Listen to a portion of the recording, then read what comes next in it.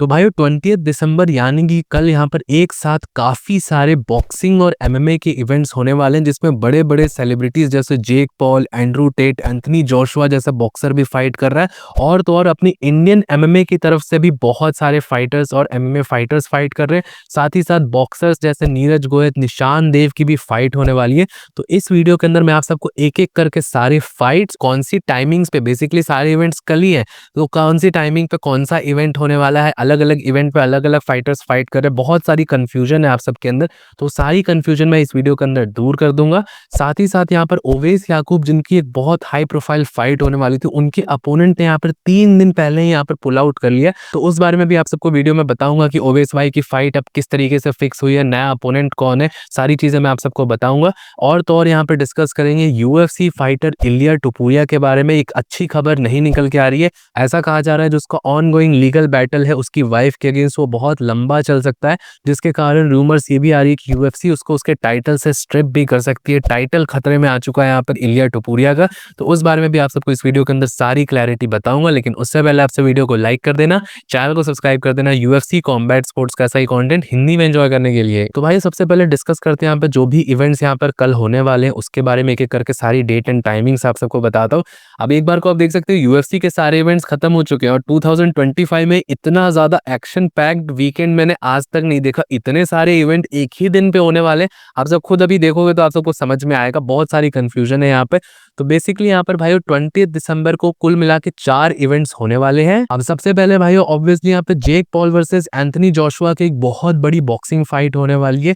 ये फाइट यहाँ पे 20 दिसंबर में यानी कि कल सुबह 6:30 बजे से स्टार्ट हो जाएगी। उस टाइम से आप सब ये फाइट की डेट एंड टाइमिंग्स नोट कर लो। तो सुबह सुबह आप सबको यहाँ पे Jake Paul versus Anthony Joshua की बॉक्सिंग फाइट देखने को मिलेगी। और भाइयों कल के दिन ही यहाँ पर Andrew Tate versus Chase DeMoor, top G का यहाँ पर बॉक्सिंग में कमबैक होने वाला है। बहुत टाइम बाद वो बॉक्सिंग फाइट कर रही है, ये भी बहुत हाई प्रोफाइल फाइट मानी जा रही है। और इसी इवेंट के अंदर यहाँ पर नीरज गोयल भी फाइट कर रहे हैं, अपने इंडियन बॉक्सर नीरज गोयल की एंथनी टेलर के अगेंस्ट बॉक्सिंग फाइट होने वाली है।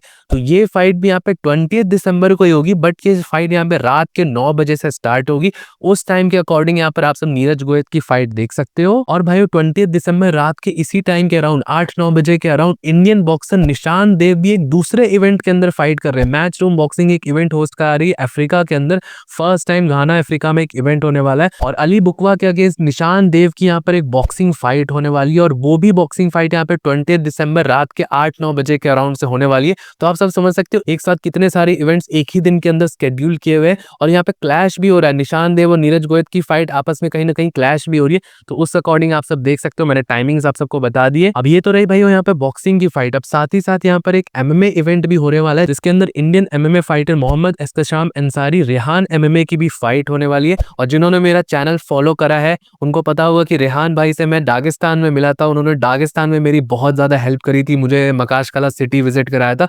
तो उनकी भी यहाँ पर एक एमएमए फाइट होने वाली है नाइजा एफसी के अंदर, और रेहान भाई नाइजा एफसी के इस इवेंट के मेन कार्ड में फाइट करने वाले हैं। और उनकी फाइट टाइमिंग यहाँ पे शाम के 6 बजे से होने वाली है, मतलब 20 दिसंबर शाम के 6 बजे के अराउंड से। और रेहान भाई की एमएमए फाइट भी आप सबको देखने को मिलेगी। और ये फाइट नाइजा.tv का जो यूट्यूब चैनल है उस पर भी लाइव स्ट्रीम करी जाएगी, तो उस टाइम के अकॉर्डिंग आप सब देख सकते हो उनकी फाइट। तो भाइयों आप सबने देखा कि एक साथ एक ही दिन के अंदर 4 बड़े इवेंट्स बॉक्सिंग और एमएमए के हम सबको देखने को मिलेंगे डिसंबर 20 को। आज के से पहले मैंने कभी नहीं देखा कि एक साथ इतने सारे इवेंट एक दिन के अंदर 2 इवेंट्स देखे, बट एक ही दिन के अंदर 4 इवेंट्स, जिसमें इंडियन फाइटर्स भी फाइट कर रहे हैं। पर्सनली 2025 का सबसे एक्शन पैक्ड इवेंट है, और मैं चाहूंगा कि सारे के सारे फाइटर्स, अपने इंडियन फाइटर्स तो जीते ही, और हम सबको ज्यादा मजा आए देखने में इस इवेंट्स को, बहुत बॉक्सिंग फैंस को भी और यहाँ पर एमएमए फैंस को भी पूरी तरीके से ट्रीट मिलने वाली है। अब भाई रही बात यहाँ पे ओवैस याकूब की फाइट की, तो आप सबको मैंने लास्ट वीडियो के अंदर उनकी फाइट के बारे में बताया। उनकी फाइट इस वीकेंड पे नहीं है, उनकी फाइट 23 दिसंबर ट्यूसडे को होने वाली है,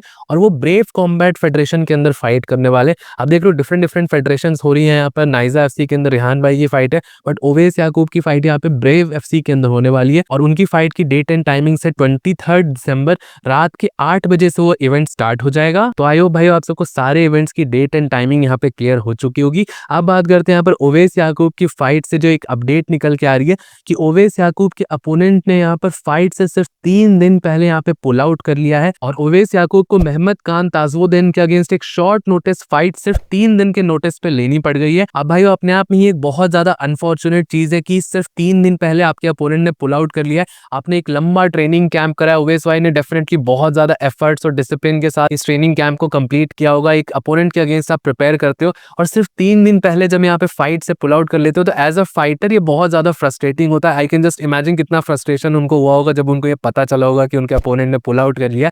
क्योंकि भाइयों ये काफी ज्यादा रिस्की स्पोर्ट है, आप सब समझ सकते हो एमएमए एक बहुत ज्यादा रिस्की स्पोर्ट है और इसमें जब आप प्रिपरेशन के साथ जाते हो तो ऑब्वियसली आपके पास कॉन्फिडेंस होता है। तो अभी भी फाइट को जीतने वाले हैं, अभी भी पूरे कॉन्फिडेंस के साथ जाएंगे। लेकिन भाइयों एमएमए हम सबको पता है कि शॉर्ट नोटिस फाइट जब भी आती है तो रिस्क तो होता है, हम किसी को भी पूरी तरीके से काउंट आउट नहीं कर सकते और 3 दिन के शॉर्ट नोटिस पे यहाँ पर काफी कुछ चीजें चेंज हो जाती है।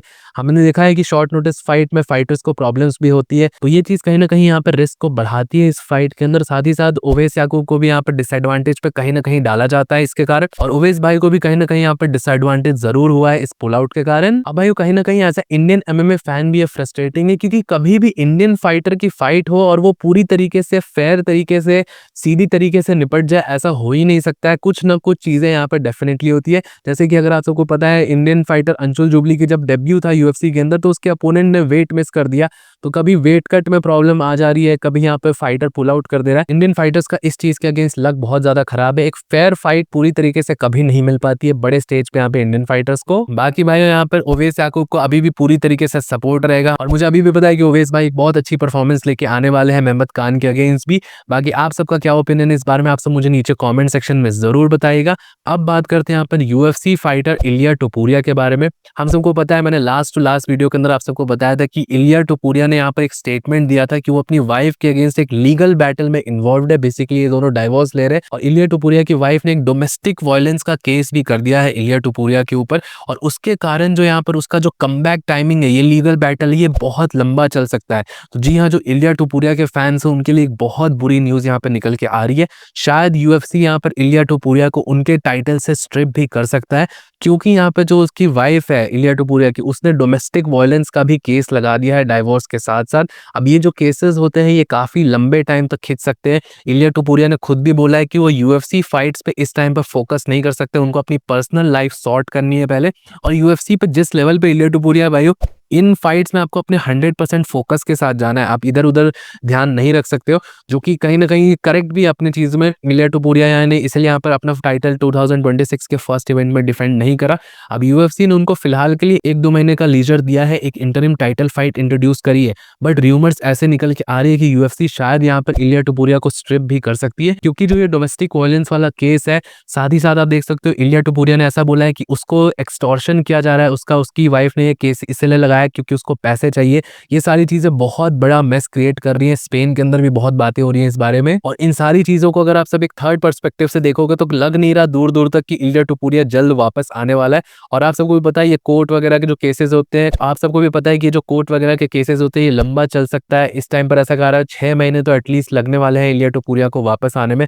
तो क्या यूएफसी इतना लंबा टाइम वेट करेगी? अब यूएफसी यहाँ पर वेट करने का आपको एक अच्छा खासा टाइम भी दे सकती है, 6 महीने 8 महीने का भी टाइम देती है यूएफसी, लेकिन तब यूएफसी टाइम देती है जब उनको एक फिक्स्ड कमबैक डेट दिखती है, जब आपको कोई इंजरी वगैरह हो रखी होती है, यूएफसी अपने डॉक्टर्स भेजती है, फिर इंजरी वगैरह को असेस करती है, सिचुएशन को असेस करती है और देखती है कि हाँ इतने टाइम बाद ये फाइटर आ जाएगा, तो उसको उतना टाइम दे देती है। बट इन सारे केसेस में जैसे पर्सनल इशू, कोर्ट केसेस वगैरह में कोई फिक्स टाइमिंग नहीं होती है, केसेस लंबा भी खींच सकते हैं। तो यूएफसी डेफिनेटली इस टाइम पर स्ट्रिप भी कर सकती है इलिया टोपुरिया को क्योंकि अल्टीमेटली यूएफसी एक कंपनी है, उसको अपना टाइटल अपना डिवीजन मूविंग रखना है। मे बी ऐसा इलिया टोपुरिया को गारंटी किया जा सकता है कि जब भी वो वापस आए तो उसको टाइटल शॉट मिल सकता है, बट इस टाइम पर रूमर्स इस तरीके की आ रही है कि टाइटल स्ट्रिप किया जा सकता है। अब भाई फिलहाल के लिए एक रूमर्स है, इलिया टोपुरिया, डेना व्हाइट ने किसी ने भी स्टेटमेंट या रिएक्ट नहीं करा इसके ऊपर, बट अगर आप टेक्निकली भी देखने चाहोगे तो ऑब्वियसली ये सारी चीजें भी पॉसिबल हो सकती है अगर जल्द से जल्द ये सॉर्ट आउट नहीं हुआ, ये जो मेस इलिया टोपुरिया का क्रिएट हुआ है।